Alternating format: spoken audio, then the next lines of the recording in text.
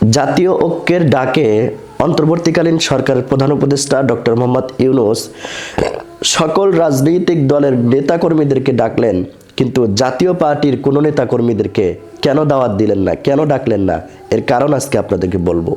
আজ বুধবার 4 ডিসেম্বর বিকেল 4:10 ফরেন সার্ভিস একাডেমিতে প্রবেশ করেন প্রধান উপদেষ্টা ডক্টর মোহাম্মদ ইউনূস। এর আগে সংলাপে যোগ দিতে ফরেন সার্ভিস একাডেমিতে প্রবেশ করে বিভিন্ন রাজনৈতিক দলের নেতাকর্মীরা। এর মধ্যে বিএনপির স্থায়ী কমিটির সিনিয়র সদস্য ডক্টর খন্দকার মোশাররফ হোসেনের নেতৃত্বে 5 সদস্যের একটি দল আসে।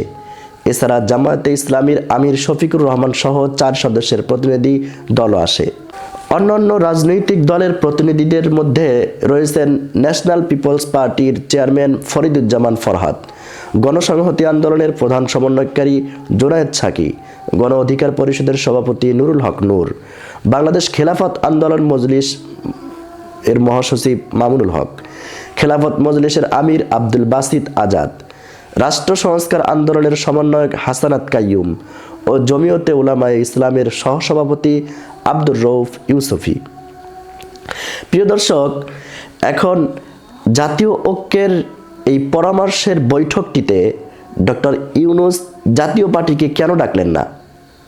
আপনারা জানেন, বিগত 17 বছর যাবৎ আওয়ামী লীগের সাথে আঁতাত করে চলেছিল জাতীয় পার্টি, এবং এই স্বৈরাচারের সবচেয়ে বড় ঘনিষ্ঠ সহযোগী ছিল এই জাতীয় পার্টি।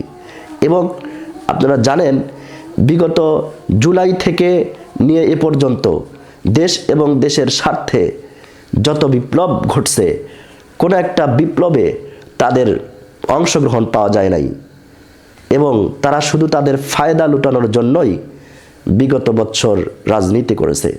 দেশ এবং দেশের জনগণের জন্য, দেশের স্বার্থের জন্য কোনো সময় কোনো পদক্ষেপ নিতে দেখা যায় নাই।